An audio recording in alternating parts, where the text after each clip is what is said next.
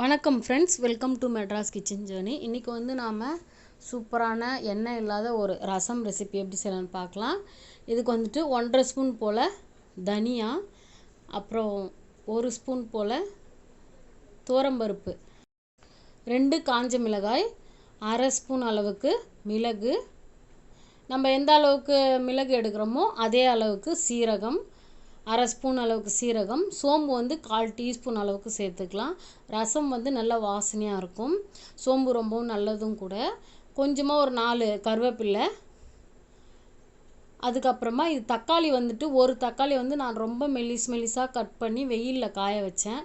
நல்லா சுல்லுன்னு வெயில் அடிக்கும் பாருங்கள். அப்போ வச்சிங்கன்னா ஒரு 1.5லேருந்து 2 நாளுக்குள்ளே இந்த மாதிரி நல்லா காஞ்சிரும். நான் ஒரு தக்காளி அளவுக்கு எடுத்திருக்கேன்.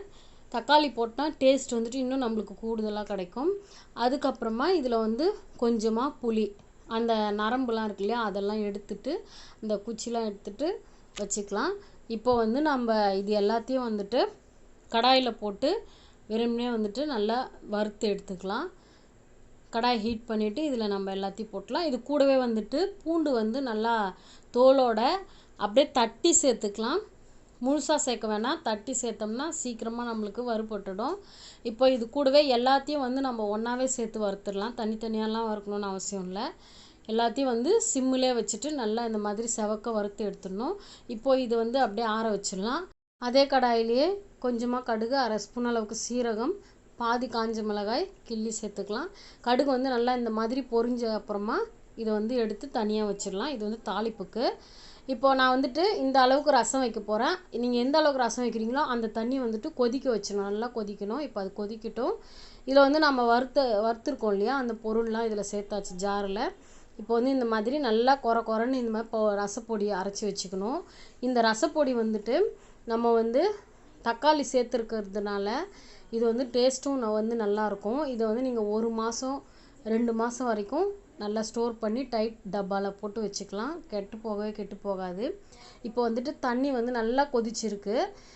தண்ணியை வந்து அடுப்பு ஆஃப் பண்ணிவிட்டு எடுத்துட்டு அதில் வந்து ஒரு 2 ஸ்பூன் அளவுக்கு மட்டும்தான் அந்த பொடி சேர்க்குறேன். நல்லா ஃபுல்லாக நான் வைக்கிற ரசம் வந்துட்டு 2லேருந்து 3 பேர் வந்துட்டு தாராளமாக சாப்பிட்லாம். டேஸ்ட்டும் சூப்பராக இருக்கும்.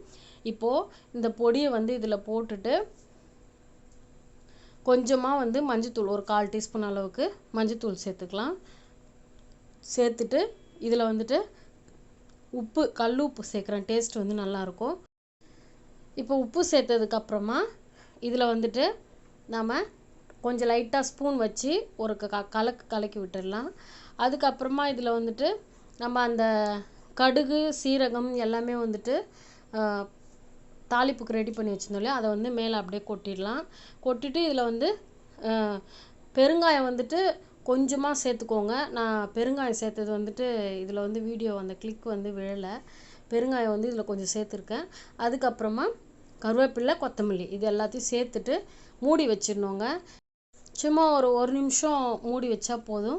நம்மளுக்கு வந்து அந்த சூட்லேயே வந்து ரசம் வந்து பெருங்காயம், மஞ்சள் எல்லாமே சேர்ந்து நல்லா சூப்பராக ரசம் ரெடி ஆகிடும். இப்போ பாருங்கள், நல்லா ரெடி ஆகிடுச்சு. நீங்களும் ட்ரை பண்ணி பாருங்கள். இந்த ரசம் டக்குன்னு வச்சிடலாம், எண்ணெய் இல்லாமல். இதில் வந்து ஒரு சொட்டு எண்ணெய் கூட தேவைப்படாதுங்க, அப்படியே வச்சிடலாம். நீங்கள் இந்த மாதிரி ரெடிமேடாக ரெடி பண்ணி வச்சிட்டிங்கன்னா எப்பப்போ ரசம் தேவையோ அப்போ சுடு தண்ணி மட்டும் வச்சா போதும், உடனே வந்து நம்மளுக்கு ரசம் ரெடி ஆகிடும். இது வந்துட்டு ஐயோ நம்ம ரசம் வைக்கணுமே, கூட்டணுமே, புளி ஊற வைக்கணும் அப்படின்ற தேவையே இனிமேல் உங்களுக்கு வந்து வரவே வராதுங்க. இதை ரெடி பண்ணி வச்சுட்டா போதும், சீக்கிரமாக ரசம் ரெடி பண்ணிடலாம்.